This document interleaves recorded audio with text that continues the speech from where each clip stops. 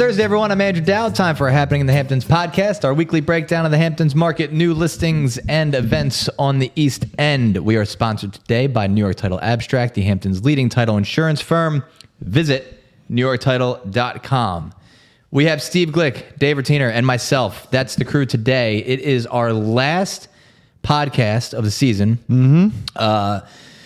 Merry Christmas, Happy Hanukkah, Happy Holidays to everybody, and this is it. We're a couple days away from. And what a year it was! I mean, this is our 100. Yeah, this is it for 2024. 196 podcasts. We started this. When did we start this, Dave? In 2020. 2020, Which is wild. We had the masks on. COVID was still a thing, just getting started. It's amazing weird. how long we've been doing this podcast, and this year we really had a good group of guests doing it a long on time. this podcast, right? We had Who did we have? You got some written down. Yeah, there. so we had Brian Wish from the Ice Hockey Hamptons, which was educating us on all the things to do. Where ice hockey, bringing ice hockey to the Hamptons with this high school. Oh yeah, that was cool. First ice school. It's Southampton Ice Rinks high now. school ice hockey. Yep, the Southampton Rinks. They're open. Teresa Rodden from iTry. We also had Brooke Taylor, is a great interior designer out here in the Hamptons. Of course, Melissa Cohen joined us to talk about the mortgage and the mortgage industry and the mortgage rates. We had two great builders in Paramount Development Group and also Peter Manginelli join us. We had Julianne Boone from the West Hampton Beach Performing Arts Center educating us on all the great performances on the that upcoming was season. a good one too. And one of the first guests we had was designers Hybrid Cummings talking about their Shelter Island property, which sold fairly quickly after the podcast. That was a great house. And of course, I think it was the podcast that sold it. Sure. It was either that or your video. And of course, we had a collection of all the agents from Saunders speaking each week about the market. We continuously give you all the Hamptons market data and keep you up to date on what's happening in the Hamptons. It was a great year. One of the things that I've heard more and more, there's people that listen to this and really kind of enjoy the podcast, which this started out in 2020 as hey, we should try a podcast. And it's just funny how something starts as an idea and you're let's see where it goes. And it just evolves and evolves. It really has evolved. And we get requests for people that want to be on it, from local businesses to the agents speaking about a certain topic and giving an update about the market. I mean, so many times when we started in 2020, the conversations were so different. We didn't know where the market was going. Yeah. Is it going to get better? And then it got really good. And then it was rocking. And then it slowed down. Now everyone's looking to 2025 and the outlook looks really good. It's going to be a strong year. I mean, that's what we've been hearing on the past dozen or so podcasts. It's the same story. Hey, my outlook on next year is really strong. The election's over.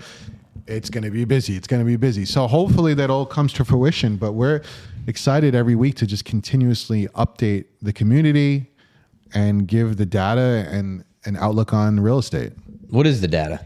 Let's go right to it this week. Sure. This week, with the week of December 10th, there were 13 listings that went into contract, 18 last year, which is a decrease of 28%, and 18 the year prior, decrease of also 28%, obviously. But, a little bit of a slower week, which is typically normal for this time of year. I know that some weeks we were spiking a little bit, but this isn't alarming by any means. 13 listings going into contract. There was 1 over 10 million, 1 between 5 and 10, 3 between 3 and 5, 4 between 2 and 3, 1 between 1 and 2.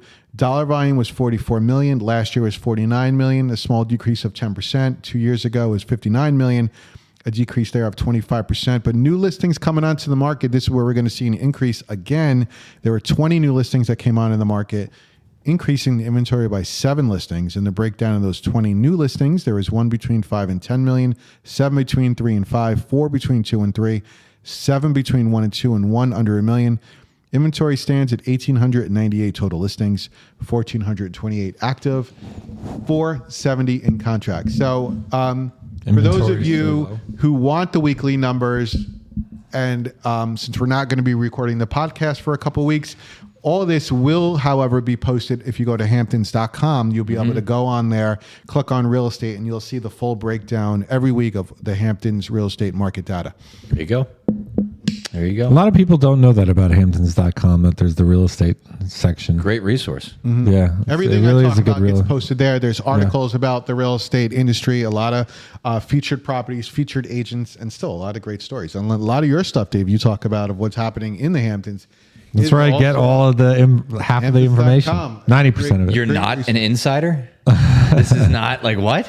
What's, I got my He's an ear to the ground. I got my ear to the ground. he's in the know. What's maybe? But what are you doing for Christmas? What are you doing for Christmas? Me, Christmas is here. Well, Christmas Day will be here, and then we're going to see family in Maryland.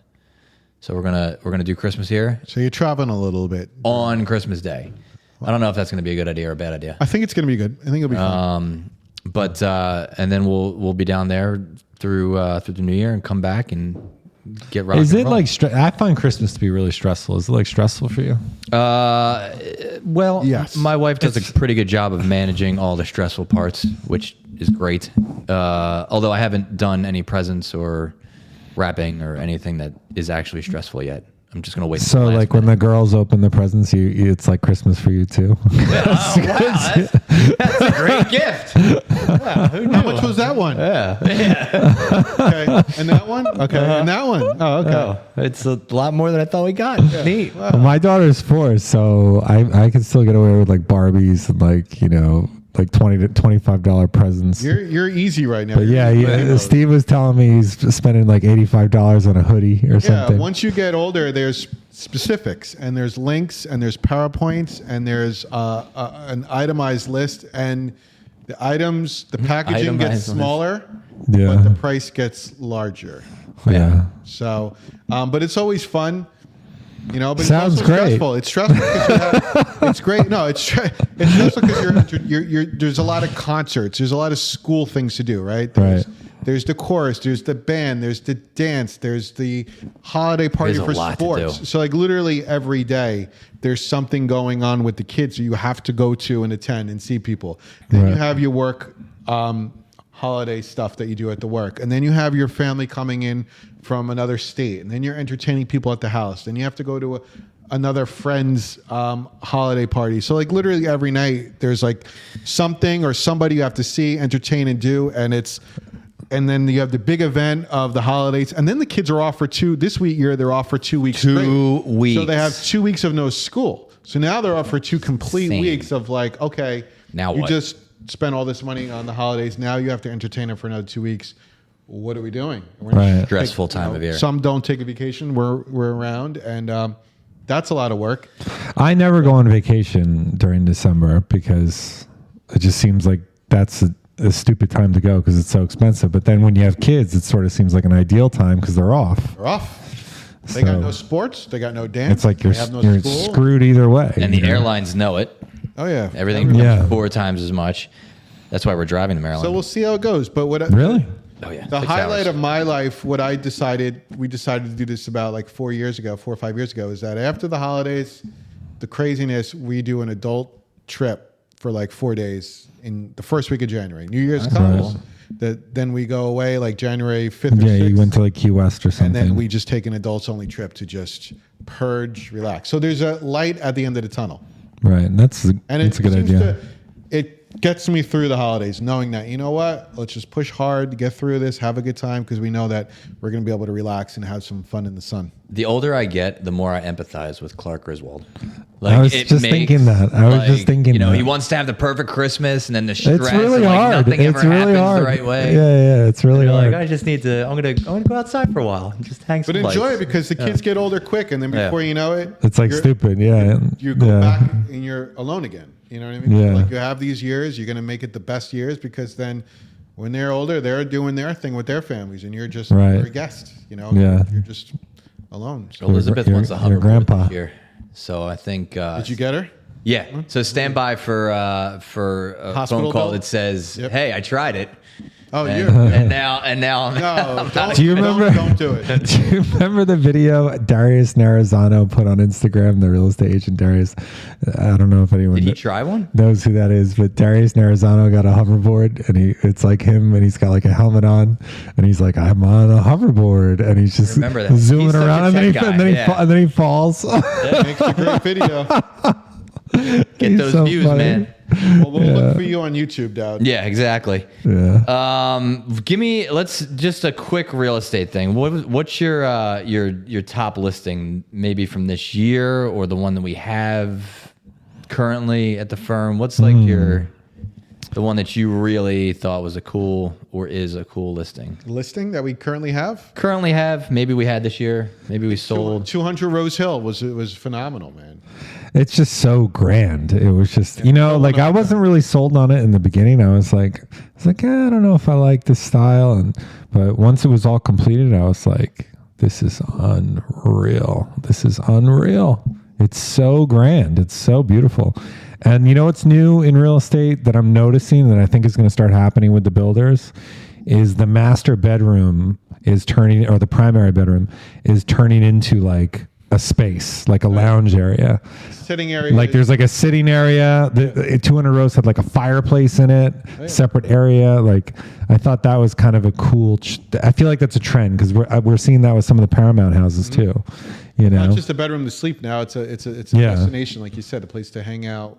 Yeah, relax. There's a lounge. There's even an office. A lot of people have right. That's the thing too, like a connected office. Like where's the office was always an afterthought. Now with so many people working from home remotely or a hybrid work situation, they need to have that office space established and set up and say, this is where you're going to work, rather than saying, oh, you can convert that bedroom into an office.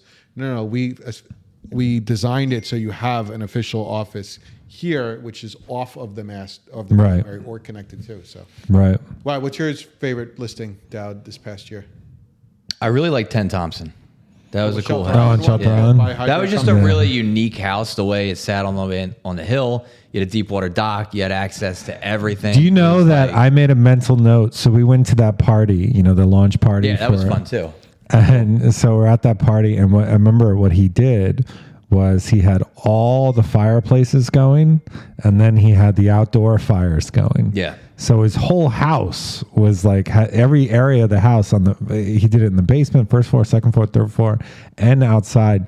And so when I had Thanksgiving, I did that. I had my fireplace going, and then I had the outdoor fireplace going, the solo stove.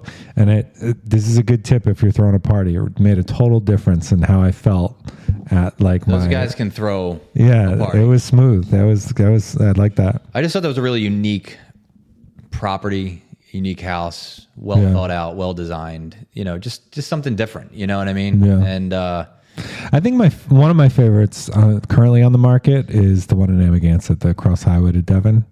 Those guys, the Bluefin guys, they love new construction. Yeah. Well, those Bluefin guys, that like that. You walked into that house and you were just like, bam, like this is nice. Yeah. Well, there's a lot of great listings. Well, everybody likes new construction. There's a lot of great listings. And just looking forward to seeing what comes on the market next year. That's it. What are we going to be marketing next year? Next year. There's always something new. That's the thing. There's always something new and exciting coming through these doors. And every month we get a new listing to work on. And already planned for next summer too. It's fun to get the ocean fronts. What do you got going on this weekend? Is there stuff to do?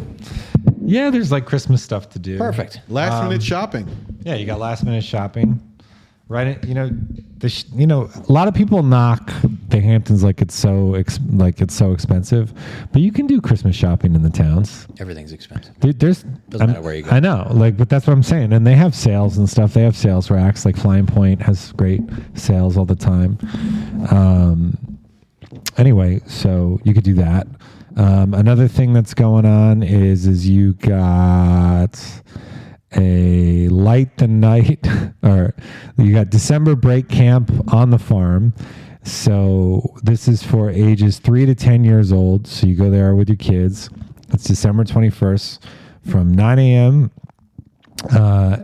Starting at 9 a.m. runs to 12 p.m. And they got like animal feeding, horseback, pony rides, art and science and nature and baking stuff.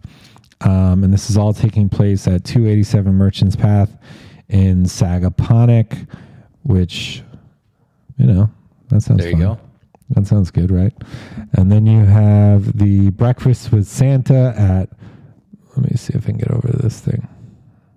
There we go. You have breakfast with Santa at Barron's Cove.